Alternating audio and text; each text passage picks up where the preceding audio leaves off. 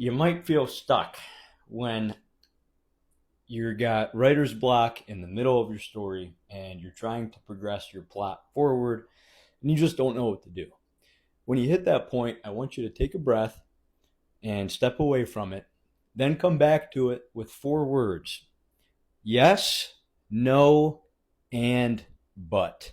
I learned this from listening to a Brandon Sanderson lecture. What the hell's going on with that glow?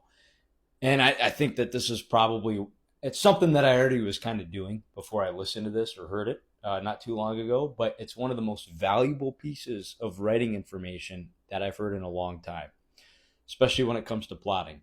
So you can use those words, yes, no, and but, in quite a few different ways. You can mix and match them.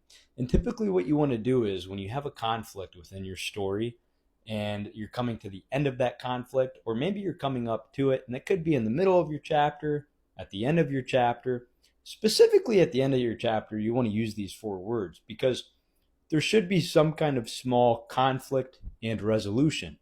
So, did the protagonist overcome the conflict or the obstacle?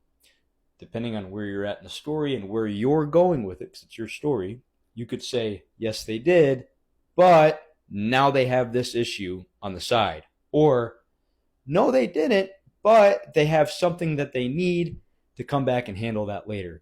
Or, if you really want to push a lot of hope and despair within your readers, no, they didn't solve the conflict, and now they have to deal with this as well.